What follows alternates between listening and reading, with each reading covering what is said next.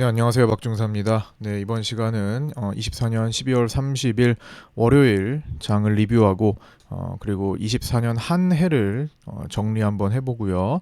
그리고 25년도 증시를 준비하는 시간 간략히 갖도록 하겠습니다. 자, 먼저 12월 30일 24년 마지막 거래일 개장 전 체크 사항부터 살펴보도록 하겠습니다. 24년 마지막 거래일은 선물 기준으로 3음봉 마감으로 종료를 했고요. 바이오 강세, 코스닥은 강세로 반등 마감했습니다. 위클리 옵션 만기일이었고요. 개인 양매수로 양쪽 프리를 충분히 빼다가 마지막에 금융투자의 위클리 풋옵션 베팅에 의해 하락하며 마감했습니다. 삼성전자 자사주 매입 현황과 프로그램 매동, 환율 체크해야 했는데요. 150만 주를 신청했고 자사주 중에 우선주는 이제 25만 주였습니다. 2시 52분에 매입을 완료했고요. 프로그램 비차익은 오전에 1천억 가량 매수하다가 오후장에 모두 반납하면서 103억 매도로 종료했습니다. 달러 선물은 외국인이 4,097억 매도했고요. 정규장 종가는 1,475.2원, 야간 선물 종가는 1,471.6원이었습니다. 장중에 산업생산, 소매 판매, 설비 투자 각각 이렇게 0.4% 감소, 0.4% 증가, 1.6% 감소로 발표했고요. 장중 체크 사항입니다. 자, 오전장은 상승했고 오후장은 하락하는 뚜렷한 움직임을 보여준 하루였죠. 그래서 오전장에는 상승 요인들을 이렇게 파악을 했습니다.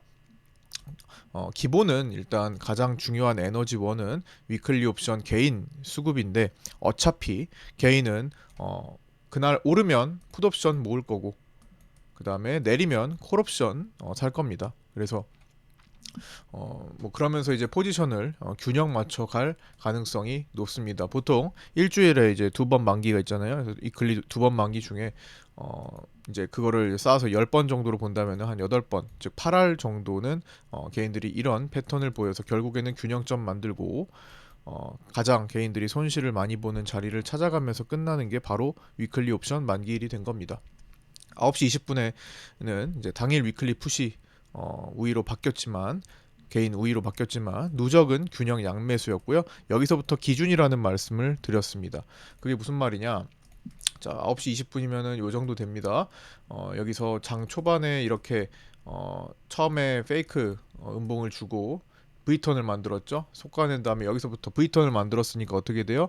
V턴한 자리는 항상 제가 V턴이 나오고, 그러니까 아래로 속가내든 위로 속가내든 휩소가 나오면 이렇게 휩소가 나오면 첫 번째로 다시 이 자리를 지지받는지 확인하고 이탈하지 않으면 상승으로 본다.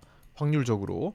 그 다음에 좀 더 깊게는 속가는 자리에 중간 라인을 지지한다면 뭐 이것보다는 더 약하지만 어쨌든 상승으로 본다라는 거죠. 반대의 경우도 마찬가지죠. 반대의 경우도 마찬가지.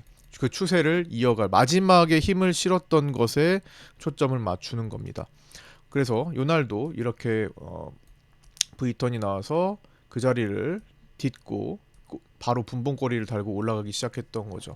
그 다음에 제가 1차 저항이라고 말씀드렸던 자리를 쉽게 돌파봉을 만들면서 2차 자리인 322.8까지 이제 움직였던 거고요. 이제 거기서 그 부근에서는 제동이 걸리는 모습을 나타냈습니다. 자, 그런데 9시 20분경에는 자, 이렇게 한번 올라온 상태에서 주춤거렸어요. 기준이 됐는데 사실 그 기준점도 통과하긴 했습니다. 그러나 어쨌든 저 자리에서부터는 개인들이 균형 양매수를 만든 시점이 되었습니다. 그래서 이 자리에서부터는 왔다 갔다 할 가능성이 높았어요. 그러니까 9시 20분 끼고 위로 아래로 범위를 줄 확률이 높았던 거죠. 그래야 균형 양매수 상태에서 옵션의 프리를 시간 가치를 빼면은 결국에는 개인들은 둘 다 녹는 그런 모습으로 귀결될 거기 때문에 거기서 많이 벗어나질 않는 거죠. 다만 마지막에 그래도 개인들의 뭐 등가 풋이나 뭐 내가 풋을 조금 더 살려주는 그런 정도로 마감을 했습니다. 그래도 개인들은 뭐 20억 이상의 손실을 봤지만요. 어쨌든 뭐 이런 시장이 마지막 흐름이 결국에는 또 위클리 옵션 만기와 연관이 돼 있었다라는 거죠. 그래서 9시 20분에는 그렇게 판단을 했고 오늘 수급 월요일이죠. 월요일 수급 방해 요인은 크지 않았습니다. 이거 오전입니다. 오전. 오전에는 수급 방해 요인이 크지 않았어요. 프로그램 비차익 매수했죠. 자, 여기 밑에 보면은 프로그램 비차익 매수한 거 보이시죠? 자, 매수 했고 외국인 선물도 자 보시면 갈색 선입니다. 초반에는 다 매수했어요. 거기에 풋옵션도 자, 월물 풋옵션을 보시면 외국인들이 보시다시피 초반에는 이렇게 매도했습니다. 자, 이 3박자가 모두 갖춰진 상태에서 개인들은 양매수 포지션이었어요. 물론 장 초반에는 그마저도 개인들이 풋 매수 우위였기도 했죠. 어쨌든 상승 요인들이 오전에는 분명히 강했습니다. 그리고 뭐 프로그램 비차익이 뭐 그렇게 세지는 않았습니다. 여기서 지금 각도로 보면 좀 세 보이는데 금액으로 보면은 1,000억도 안 됩니다. 세지 않았습니다. 그래서 그간 하방 에너지가 많았던 포지션들, 그러니까 수급원들, 뭐 프로그램 비차익 매도 누적이 지금 7월 12일부터 13조 5천억이 넘잖아요. 그런 상태나 그다음 외국인 선물, 외국인은 이제 선물은 그렇게 매도가 많지 않았지만 이제 현물 쪽에서 매도가 엄청 많았죠. 삼성전자를 중심으로 외국인 보유 비중이 56.5에서 지금 50.4까지 내려가는 동안에 외국인들은 지금 한 5, 6개월간 지금 삼성전자를 엄청나게 팔고 있잖아요. 어쨌든 뭐 그런 거. 적어도 이제 외국인들이 삼성전자를 팔지 않는 날에 긍정적인 거죠. 그 다음에 프로그램 비차익이 매도가 되지 않는 날에 긍정적인 거죠. 그 금액이 작더라도요. 그래서 오늘도 그 월요일도 프로그램 비차익이 매수하는 것 하나로도 그 금액이 크지 않아도 시장은 상승으로 일단은 갔던 거죠. 그래서 그간 하방 에너지가 많았기 때문에 주요 수급원이 매도 하방만 아니어도 시장을 회복시키려는 움직임이 가볍게 나타났습니다. 월요일도 10시 기준으로 달러 선물 외국인 1,000억 매도, 달러 선물 이야기입니다. 이제는 1,000억 매도를 했고요. 이것도 이제 상승 쪽으로 조금 출발시켰던 요인이 됐죠. 초반에는. 그 다음에 10시 20분 기준으로도 달러 선물은 외국인들이 2,000억대 매도, 즉 환율을 더 이상 끌어올리지 않고 누르는 쪽으로 진행이 됐다라는 거죠. 그래서 전일 7천억에 이어서 연속적으로 차익이 진행 중이었고요. 뭐 이거는 이제 종가 기준으로는 달러 선물이 외국인은 4,097억 매도하면서 이틀간 1조 1천억의 차익 매도를 했습니다. 그러나 이제 환율이 1대1로 시장에 이제 매칭이 되는 것은 아니고 실시간으로 매칭되는 것은 아니기 때문에 뭐 크게 보면은 이제 환율이 상승하는 시기와 시장이 하락하는 시기가 어느 정도는 좀 맞춰갈 수 있는데 1대1로 하루하루를 매칭하기는 어렵죠. 어쨌든 종가 기준으로는 달러 선물을 외국인들이 4천억 이상 눌러대면서 차익을 많이 남기는 그런 모습이고요. 그거 누가 차익하니까 선물이니까 누군가는 그걸 가져가야 되잖아요. 그래서 반대로 개인은 최근 달러 선물 고가에 집중 매수를 하는 모습이 나타났습니다. 달러 선물이 이제 1월 20일에 만기인데요. 이 만기 시점까지 개인들이 샀더니 1조 원 정도의 물량, 매수 물량을 최대한 깎아내려고 하겠죠. 수익을 최대한 안 주려고 할 가능성이 높습니다. 전체적으로 이제 환율은 상승 추세를 계속 보여주고 있다곤 하지만 이제 단기적으로는 개인들이 이 집중해서 매수했던 1월 달러 선물에 대해서는 털고 갈 가능성이 높다라는 겁니다. 그 과정에서 증시는 이제 어떻게 풀어갈지가 이제 우리는 이제 풀어봐야 되는 거죠. 자, 오후장에는 하락했습니다. 오후장은 2차 저항과 빗각 저항. 제가 아까 1차 저항 통과했고 2차 저항에 대해서 언급을 드렸는데 2차 저항은 제가 8시 41분에 늘 파생반에 올려드리는 숫자입니다.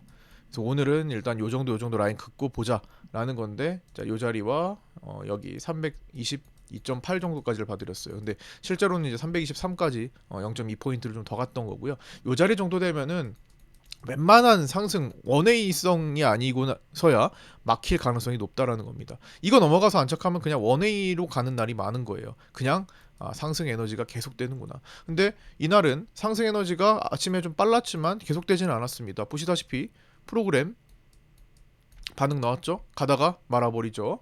그 다음에 두 번째로 선물. 자, 선물 외국인 보시면 어떻게 됐어요? 갈색선 매수하다가 매도합니다. 이렇게 여기서부터 계속 수상하다고 말씀드렸고 그 다음에 좀 뒤늦게 따라왔지만 외국인의 풋옵션 매도가 어떻게 됐습니까? 12시 넘어서부터 줄어들기 시작합니다. 그러니까 상승을 만들었던 요인이 단계적으로 계속 철회되고 있었던 날이었습니다. 그게 2차 저항 자리를 만났던 거죠. 그래서 초반부터 8시 41분에 딱 그 글을 보자마자 아침에 자리를 그어두고 1차 자리를 갈 때는 시장이 너무 수급이 센데 일단 여기 저항을 보지 말자. 저항은 일단 관망해보자 라는 식으로 돌파했네. 이거 저항은 돌파됐으니까 2차까지 갈 수 있겠다. 혹은 그러면서 롱 포지션을 따라 들어가거나 뭐 쉽지는 않았겠지만요. 왜냐하면 굴곡이 없었기 때문에 타점 잡기가 그냥 한 방에 그냥 가버린 모습이었잖아요. 어쨌든 돌파했으니까 2차 준비해야 되겠구나라고 생각을 한다면 자, 이 자리가 올 때까지 기다리는 경우가 합리적일 겁니다. 그래서 기다려서 하신 분들은 뭐 수익이 나셨을 거고요. 또 이제 상방으로 거기까지 보신 분과 이제 하방으로 그 자리에서부터 보신 분이 이제 나눠져 있을 거라고 생각합니다. 우리 구독자 네이버 카페에 매매일지 올려주시는 분들 글 보면요, 구독자분들의 글을 보면 뭐 일부 그렇게 진행하셨던 분들의 일지가 올라와 있죠. 네, 그것도 한번 들어오셔서 참고해 보시고요. 아직 나는 카페에 가입하지 않았다 하시는 분들은 검색해도 안 나오니까 유튜브 댓글에 있는 안내 메시지를 보시고 신청하셔서 구독자 텔레그램과 네이버 카페 합류하셔서 같이 공부하셨으면 좋겠습니다. 어쨌든 그 322.8 부근 저항을 받고 외국인은 선물 매수, 축소 및 매도 전환, 그리고 프로그램 비차익 매수 축소, 마지막에 외국인 풋옵션 매도 축소까지 나타나면서 하락했던 거죠. 그 다음에 1시 20분 정도에 만든 방어선 여기죠. 이 자리를 이탈하면은 이제 여기까지 밀릴 수 있다라는 관점을 미리 올려드렸던 것도 있는데, 자, 그거는 이제 마지막 부분이라서 이제 활용을 뭐 하셨을지는 모르겠으나 어쨌든 제가 보는 관점에 대해서는 언급을 드렸던 겁니다. 이게 이제 파생반 텔레그램에 올려드렸던 글, 그 다음에 이제 요게 관점이었죠. 아까 전 이게 1시 19분 정도에 여기 이렇게 여기였죠, 여기. 자, 여기서 뭐야? 그 전에 먼저 2차 자리와 1차 자리가 여기였습니다. 여기가 정확히 320.4였고요. 제가 1차 자리는 320.4라고 말씀드려서 1차를 통과했기 때문에 지지 라인으로 작용을 하기 때문에 거기서 한번 방어가 될 거다.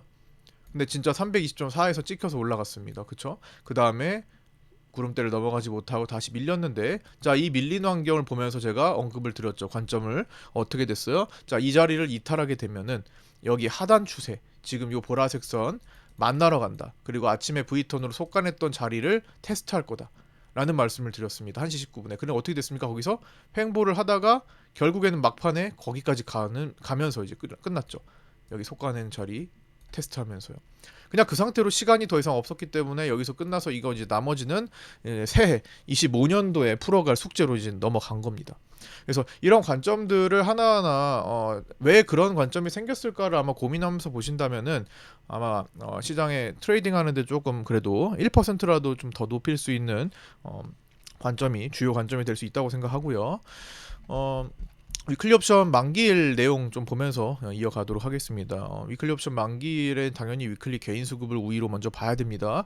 개인 위클리 콜은 320 콜옵션을 포함해가지고 위로 쭉 매수하는 그런 모습이 나타났고요. 지금 베이시스를 고려하면은 대략적으로 한 여기 320이면은 요 정도 해가지고 개인들은 요 위에 콜옵션, 그 다음에 요 아래 풋옵션을 모두 산 겁니다. 320 위클리 콜과 320 위클리 풋을 모두 그 기준으로 양쪽으로 다 샀던 거죠. 320 등가 싸움을 그래서 벌였던 거예요. 여기서 이때 계속 그렇게 됐으니까 등가 싸움을 벌이다가 균형이 마지막에 깨진 거죠. 그래서 오후장에 개인들이 풋옵션을 줄이고 그다음에 콜옵션을 더 늘리면서, 그리고 금융투자도 마지막에 위클리 풋옵션을 더 사들이고, 수급적으로도 프로그램 여기 보시면 비차익 매수가 급격하게 축소되었죠.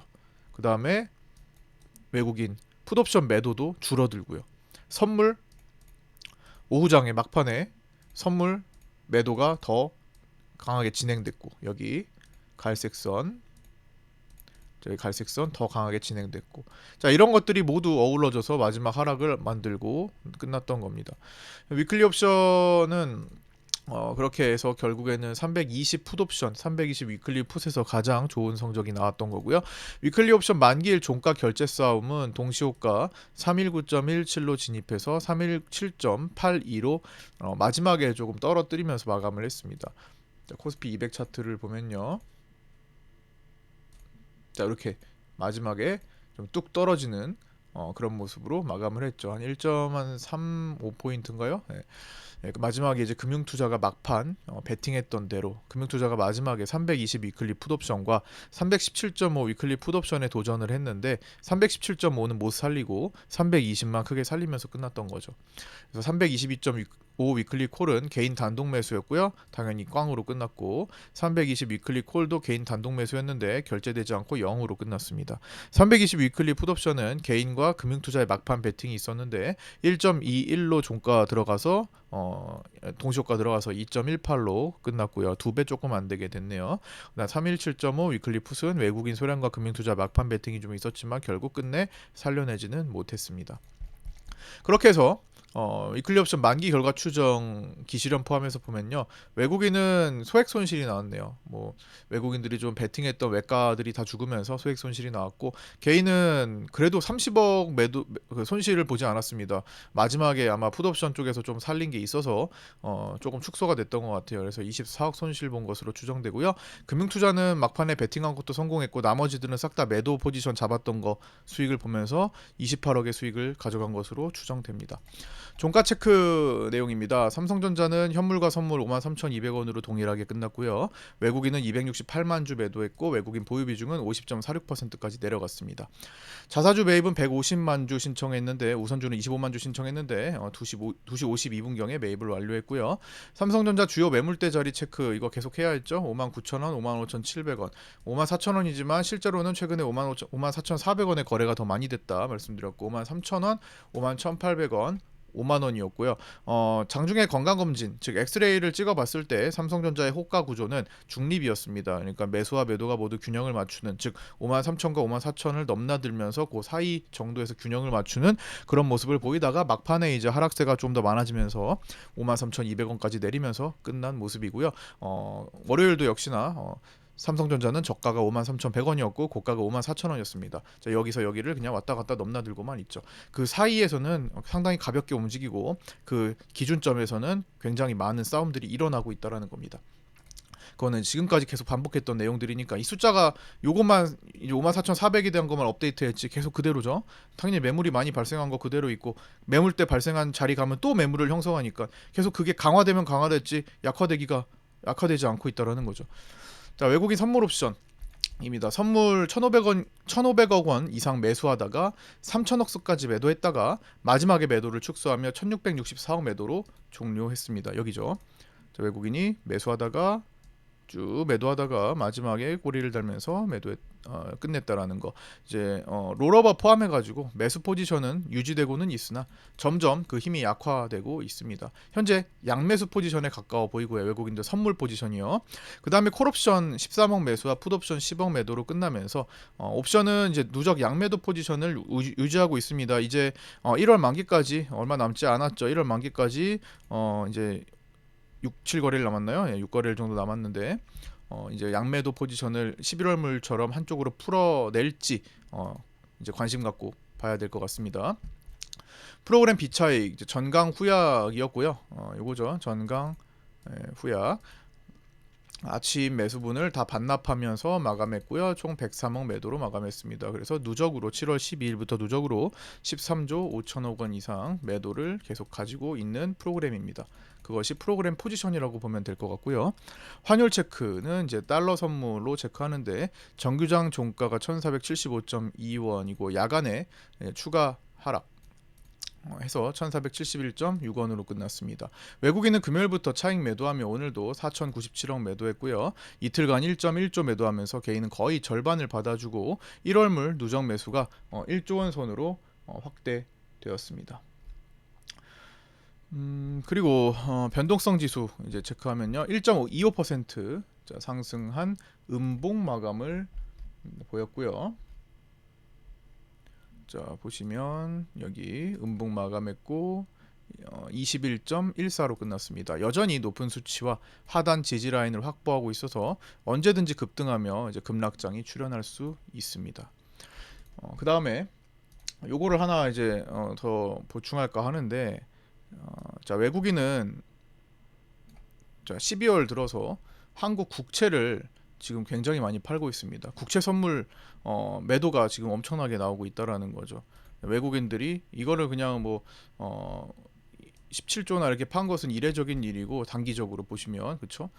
근래 굉장히 많이 팔았죠. 그래서 국채 선물 매도세가 엄청 세고 이 모습을 요약한다면은 그냥 외국인들이 우리나라에 대한 신뢰도를 잃었다라고 보시면 될 것 같습니다.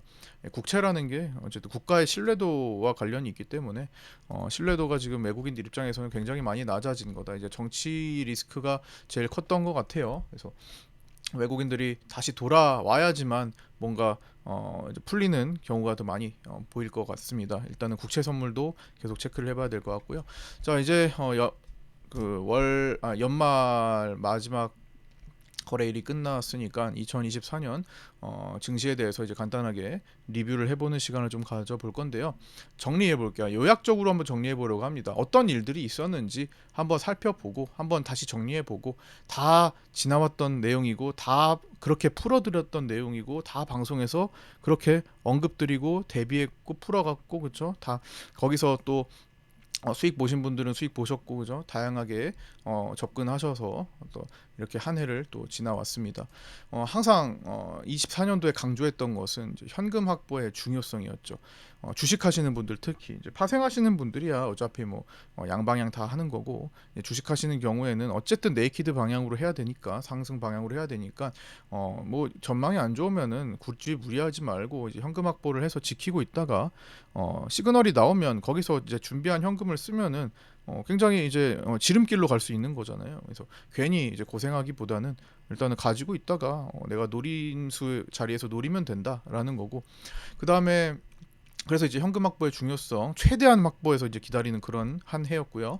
그다음에 666 체크했던 거 기억 나실 겁니다. 이제 저와 방송을 계속 함께 하셨던 분들은 이제 666을 기억하실 거고요. 666은 이제 요 자리를 얘기합니다. 666. 자, 뭐예요? 외국인 선물이 누적으로 6조 원 정도를 채웠을 때를 얘기합니다. 자, 6조 원 정도를 외국인들이 매수하면 저는 맥주잔에 비유하면서 맥주 한 컵이 찼다. 그리고 거품이 좀 있기도 하죠. 맥주 한 컵이 찼기 때문에 어떻게 합니까? 이 맥주를 따라 마시던가 아니면 더 욕심이 나면은 맥주 다른 잔을 가져와서 12조 원 라인으로 이제 키워내던가 둘 중에 하나를 선택해야 되는데 일반적으로 요거 가는 경우는 거의 드물어요. 2020년도를 제외하고는 최근에는 없었습니다. 그래서 6조 정도를 채워 넣기 때문에 제가 여기서 무슨 말씀을 드렸죠? 아 이제 꺾일 거다. 이제 외국인들도 덜어내야 한다. 여기서도 외국인도 덜어내야 한다. 외국인 덜어내야 한다. 여기는 한 5조 8천억 정도 됐는데 거의 다 왔으니까 이제 다 왔다. 라는 말씀을 드렸던 겁니다. 그래서 그때마다 외국인들은 이제 매수했던 물량을 쏟아내면서 이렇게 급락장을 한번 만들었고요. 그 다음에 이제 여기서 다시 거의 6조에 해당하는 자리 부근까지 와서 또 반대로 매수 쪽도 쌓이면 마찬가지. 그러니까 매도 쪽이 쌓이면 마찬가지죠. 매수로 전환되는 것도 있었기도 하죠. 그 뒤에는 이제 전환되지도 않았고 여기서는 아예 외국인들이 선물 매수를 그렇게 확대를 못 시키고 요 뒤로는 거의 채워봐야 1, 2조 원 선까지밖에 가지 않았습니다. 666은커녕 6조까지 가는 건커녕 반절도 못 채우고 있습니다. 그렇기 때문에 외국인들이 매도를 그렇게 채우지 못했기 때문에 당연히 그걸 솎아낼 이유도 없습니다. 그렇죠? 그렇기 때문에 지금 계속 하락세가 진행되고 있죠. 만약에 이 정도까지 내려왔는데 외국인이 매도를 6조 원 정도까지 채웠다면은 그냥 거기서 솎아낼 준비를 하면서 터닝 포인트를 잡아갔을 겁니다. 근데 그러지 않고 계속 외국인들은 천천히 밀려 있는 그런 상태였던 거죠. 7월 이후 하락장 진행 시에 외국인의 저점 선언의 부재 속에 하락 추세가 지속되었고 제가 저점이 아니다 이거는 외국인들이 선언하지 않았다 해서 저점 이탈 가능성을 계속 강조드렸던 겁니다. 아직도 저점이 잡히지 않았어요. 그래서 25년도에 추가적인 저점을 만들러 갈 가능성이 아주 높은 상태이죠. 이미 월요일 야간 선물도 빠져 있었죠. 물론 뭐 종가 꼬리를 좀 달아서 318.15로 마감했지만 굉장히 위협적인 상황입니다. 2023년 첫 번째 이제 2023년부터 이제 한번 풀어가 보도록 하겠습니다. 작년 아직은 12월 31일이니까 작년 11월 6일 자 여기였죠. 갑자기 외국인들이 한 4조 원 이상의 선물 매도를 누적시키고 있다가 갑자기 터닝을 하기 시작합니다. 그렇죠? 여기서 그래서 일요일에 긴급 공매도 금지가 발표되면서 폭등이 나온 거죠. 외국인들은 매도를 모아놓고 이 하방을 또 보고 여기서 속가낼 준비를 하고 있다가 갑자기 날벼락을 맞은 거죠. 그래서 빨리 쇼커버링을 해야 합니다. 그래서 쇼커버링에 의한 폭등이 나왔죠. 이때 위클리 옵션 월요일 콜옵션에서 660, 600까지 폭등하는 옵션물이 나오기도 했죠. 외국인은 급히 보유 포지션을 손절하면서 스위칭을 했습니다. 쇼커버링 손절하면서 스위칭을 했죠. 스위칭은 여기서 만들어졌습니다. 그리고 대놓고 금융투자는 숏을 모으는 시기로 연결이 되었습니다. 그때 이 연말에 개인들은 슈퍼개미를 중심으로 콜옵션을 굉장히 많이 모아갔습니다. 어떤 걸로요? 1월물로 많이 모아갔습니다. 1월물 콜옵션을 개인들이 엄청나게 모으면서 반대로 금융투자는 콜옵션 매도를 모아 오거나 풋옵션 매수를 했습니다. 그래서 아까 666이었죠? 6조 원이 거의 완성될 무렵에 새해 들어서 바로 그걸 급락 전환시키면서 산타랠리를 끝낸 거죠.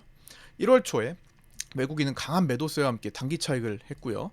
외국인은 모아왔던 반대쪽으로 숏포지션도 모아오면서 거기서 수익 실현을 했고, 금융투자는 뭐 당연히 여기 외국인은 이제 롱 포지션으로 이제 가다가 이제 익절을 한 거고요. 이거는 금융투자가 모아왔던 숏 포지션에서 수익 실현을 한 겁니다. 개인은 약 900억 원으로 추정되는 수익금을 모두 실현 없이 날리고도 원금까지 손실을 기록한 1월 만기였습니다. 1월 만기일 이때 1월물로 357.5 콜에 정말 집중적인 콜 매수를 했어요. 1월물 개인들이 슈퍼개미일 것으로 보입니다. 이걸 중심으로 900억 원 가량의, 이거는 이제 추정치기 때문에 증권사마다 다 다릅니다.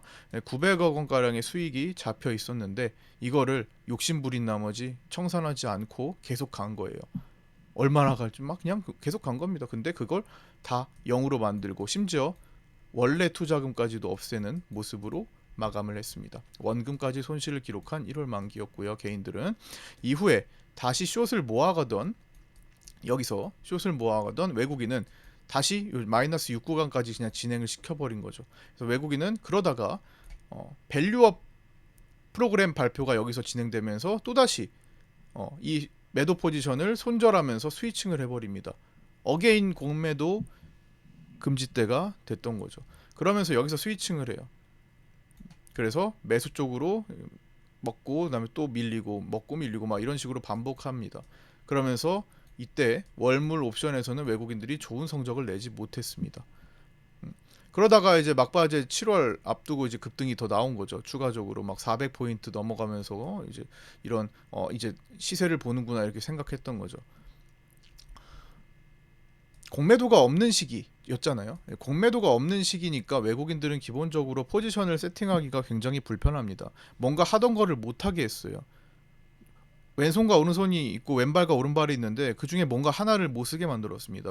왼손을 묶어뒀어요. 자, 왼손을 묶어뒀다면 뭔가 좀 불편하겠죠. 외국인들은 지금 포지션을 세팅하는데 아주 불편한 시기입니다. 그래서 지금 계속 그거를 계속 비난했던 거죠. 외국인들 입장에서는. 물론 우리가 보기에는 막 공매도가 미우시는 분들도 계시겠지만 공매도가 지금 어떻게 해요? 없는 기간에 어떻게 됩니까? 시장은 내려가기도 하잖아요. 그래서 공매도가 있든 없든 시장이 올라가고 내려가는 것은 중요한 문제가 아닙니다. 어차피 과거에도 공매도가 정말 모든 종목에 있었던 때에도 오히려 공매도 쇼커버리 일어날 때 급등이 나왔었던 거지, 공매도가 있다고 해서 못 올라가는 종목은 아니에요. 그건 어차피 못 올라갈 종목이어서 그랬던 거예요. 사실 공매도가 역할은 하긴 하지만 반대로 공매도와 실물이 같이, 공매도도 늘어나고 매수도 같이, 현물 매수도 같이 늘어날 때 비로소 종목은 혹은 시장은 긍정적인 모습을 더 많이 보여옵니다. 이따가 그걸 다시 25년도 전망을 얘기하면서 말씀을 드릴 거고요. 어쨌든 간에 이 불편해진 외국인들은 우리나라를 작년에 이제 일부 손절하기로 했었는데 밸류업 때문에 좀 살려줬잖아요. 그래서 그런 시기에 공매도 포지션을 대체할 강력한 현물을 매집하기 시작합니다. 물론 진행되고 있었던 거죠. 시작이 아니라 이거는 이제 6번 이제 전체적으로예요. 작년부터 진행되고 있었던 거죠. 공매도 긴급금지가 발표됐던 시기부터. 자, 그렇게 해서 쭉쭉 삼성전자를 중심으로 코스피를 엄청나게 모읍니다.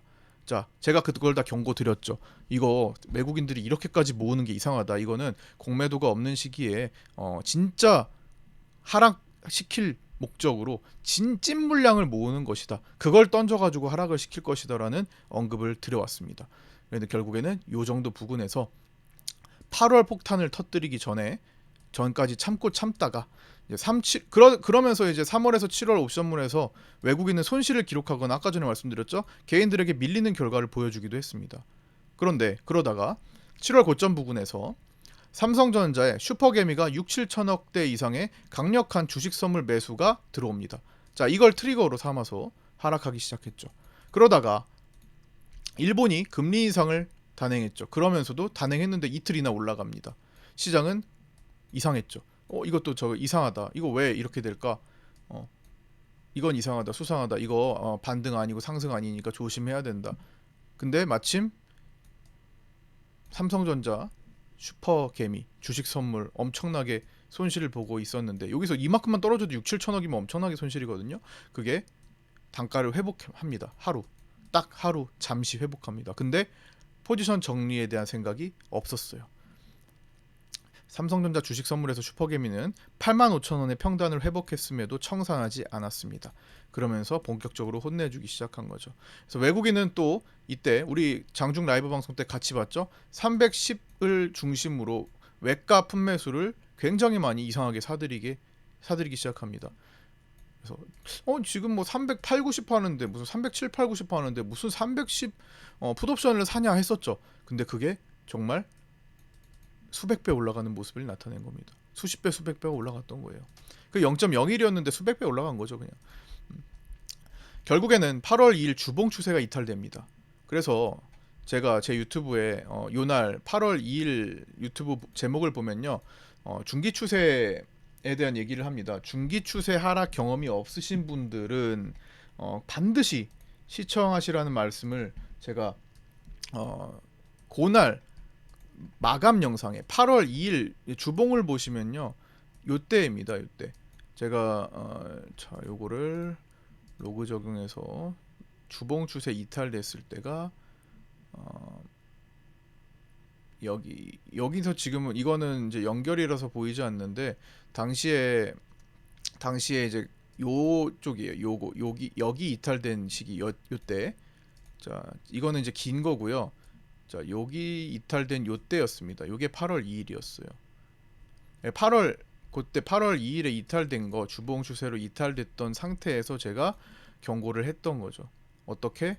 중기 추세 하락에 대한 경험이 없으신 분들 반드시 주의하셔야 된다.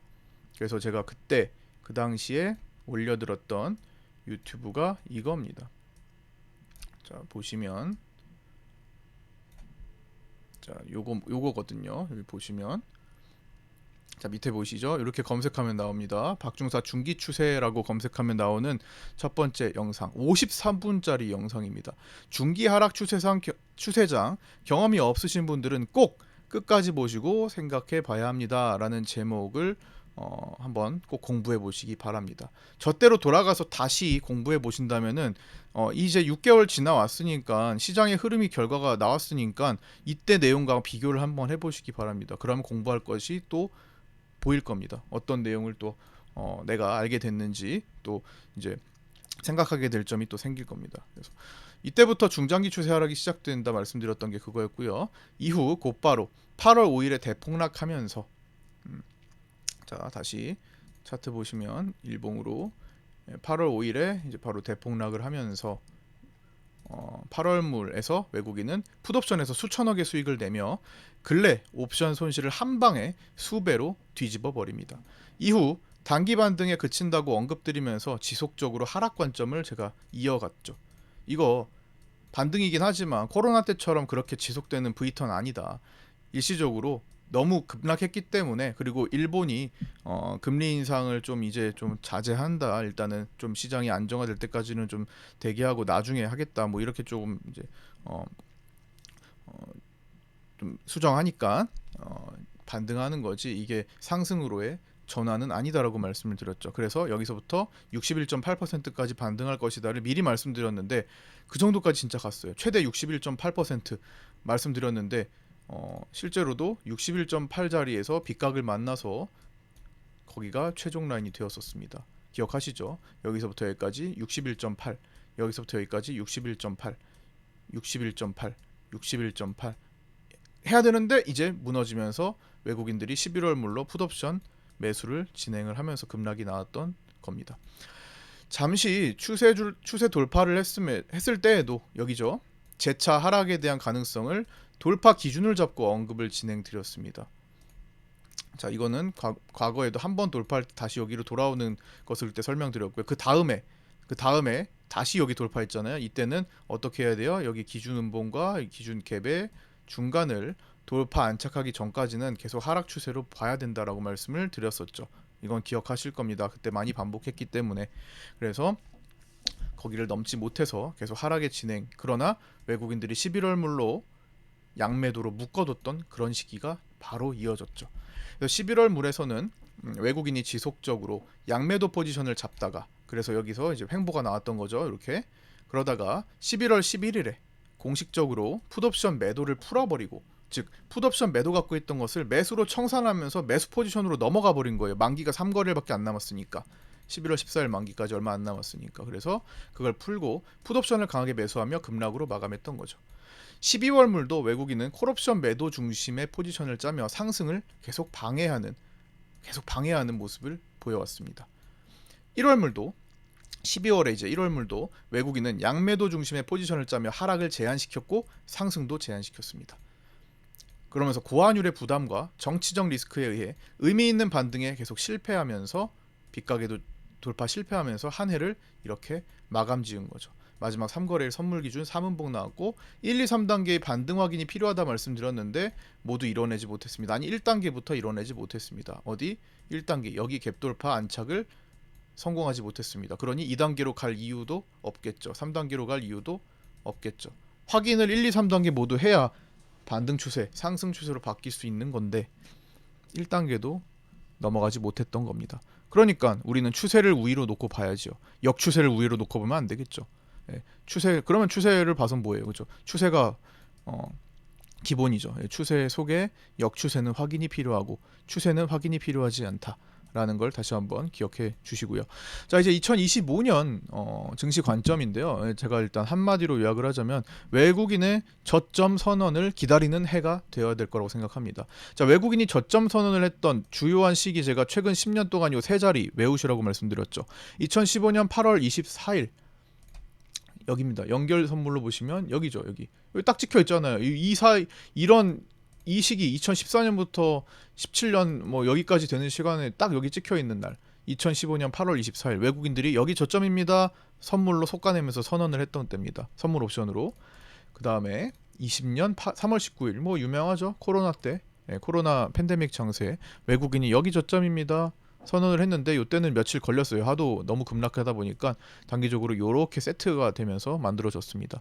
그 다음에 2022년 9월 30일 22년 1년간의 하락장을 마치고 선언을 했던 때 여기죠. 2022년 9월 30일 여기도 이렇게 추세를 이렇게 바꿔냈죠.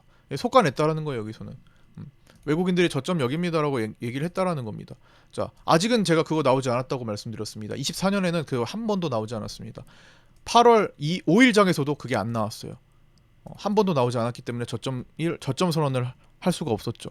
그래서 외국인의 저점 선언을 기다리는 해고 저는 그걸 읽어야 되는 한 해가 될 거라고 생각합니다. 코로나 2020년 때처럼 V턴이 만들어지기가 참 어려운 상황이에요.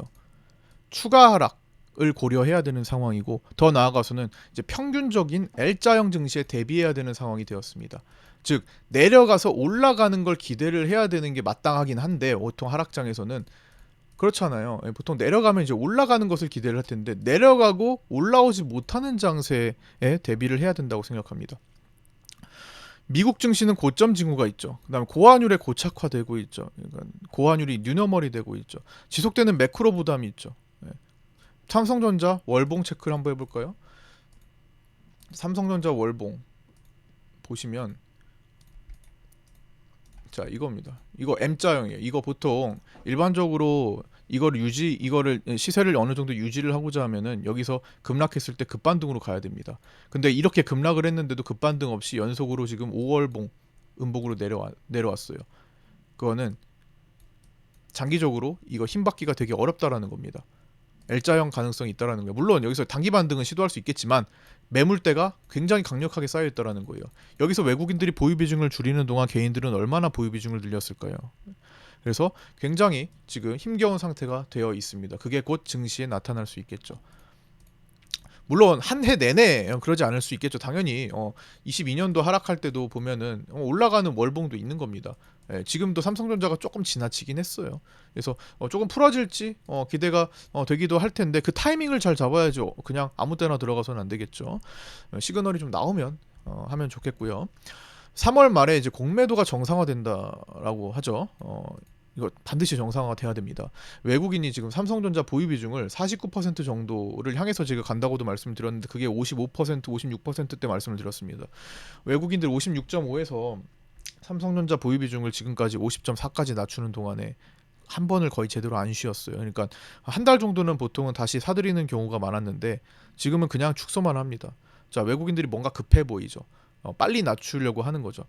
그래서 제가 49%를 계속 진작부터 언급드렸던 거는 외국인들이 보통 그 정도 라인 들어가면은 이제 반등을 모색할 때가 온다고요. 이제 한번 이제 저점 한번 잡아볼까 이런 시기가 오곤 했는데 지금 이 정도의 속도라고 본다면은 진짜 3월 말 공매도 재개 시점하고 이제 맞물릴 가능성을 보고 있었잖아요. 이제 계속 저와 함께 방송을 들으셨던 분들은 제 방송을 많이 들으셨던 분들 그리고 이제 구독자 텔레그램 방에도 많이 들어와셔서 공부하셨던 분들은 이거 제가 예전부터 많이 말씀드렸던 내용임을 알고 계실 겁니다. 그래서 근데 시간 보니까 거의 이제 맞물려 가고 있죠. 그래서 그런 상태에서 이제 막바지 투매를 만든 뒤에 솎아내면서 그동안 팔았던 삼성전자를 필두로 현물 매수가 강하게 들어오고 동시에 반대로 정상화된 공매도도 같이 늘어나는 것을 기대할 수 있습니다.